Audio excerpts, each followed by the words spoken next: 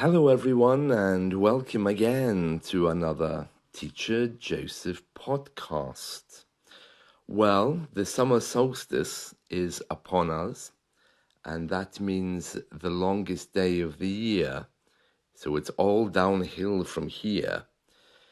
If you enjoy these kinds of festivals, you probably know about Stonehenge. That's our prehistoric monument. It's a group of standing stones, and twice a year the sun rises through them. So tonight, people will gather at Stonehenge to have a little party, and they'll stay there until sunrise tomorrow morning. Now, just so you know, if you are planning to go down there, it's a bit like airport security. So don't take anything with you that's sharp, alcoholic. You really can't take anything with you. So be warned, if you are planning to go, you may be refused entry. It's free, which is quite something because you know that Stonehenge is expensive. And it will be a lovely time. English Heritage will be broadcasting the sunrise on their YouTube channel, so you can have a look at that.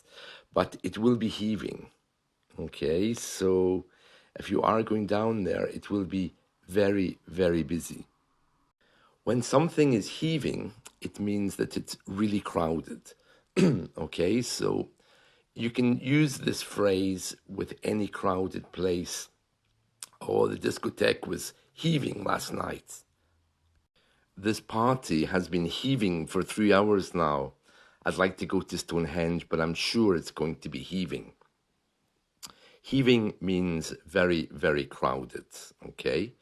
So heaving, it's an Old English word which means something which goes back and forth. The ocean heaves, although I've never heard anyone describing the ocean as heaving, except perhaps in 19th century classical literature. We use this phrase as an idiom for things which are being moved as well. For example, I could say that actress has been heaving her old carcass around the stage for 3 hours now. She must be exhausted. I also could say, if I'm talking about on my way to work, I could say, I've been heaving this bag around with me all day. It's exhausting. And the reason why we say that is because heaving means to and fro. So if you're pulling something up a mountain or moving something, you always have to stop for a rest. And when you do that, of course, you tend to go a little bit backwards before you move forwards. So imagine if you're carrying or pulling something really heavy, you stop and it just goes backwards, just a tiny little bit, doesn't it? So that's heaving, okay? So you hear it in literature, idiomatic constructions. Oh, I've been heaving this bag around with me all day. Oh, she's been heaving that old body of hers around the TV screen for hours. And of course, places which are very busy. Stonehenge will be heaving. My town centre was heaving at the weekend. They had a car festival, and it was nice, but I know nothing about cars. And they had these old types of cars there, and there were all of these fat middle-aged men staring. Oh yeah, I remember this car. It was amazing. And I'm thinking, really? I wouldn't know anything about cars, even if I was hit by one. So yeah, very, very interesting. The most I remember about them is that they can be red, white, black. They might have 4 doors.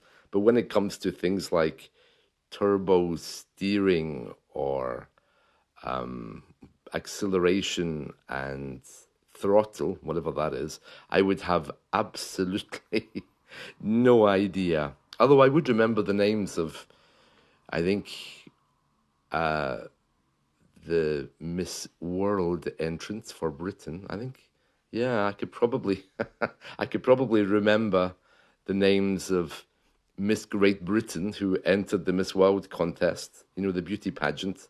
But yeah, I'm afraid cars are a bit lost on me. Yeah. Anyway, getting back to Stonehenge, it's going to be heaving tonight. So if you are going, make sure that you're okay with crowds. Yeah, and that's all. So remember, if you are enjoying the solstice celebrations, you can watch them on the English Heritage YouTube channel at sunrise, or if you listen to BBC Radio Wiltshire tonight, UK time, I'm sure they'll be broadcasting live from Stonehenge. They usually do, although I don't know what time they start or finish. The place will be heaving, so I'm sure there'll be plenty of things there, and no doubt people will be broadcasting using their own cameras on YouTube. So you can have a look at that. Although I don't know about the restrictions. I mean, on the English Heritage website, there's all this stuff that you can't do. You can't sleep.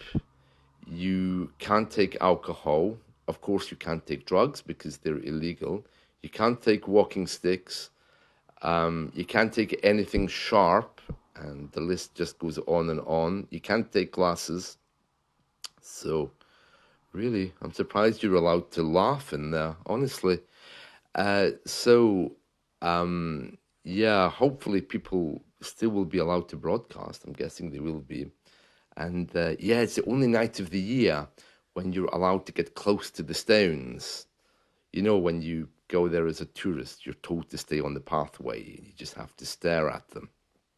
Oh, tonight you can go close to them, but you can't touch them, as far as I recall. Or maybe you can touch them, but you certainly can't climb on them.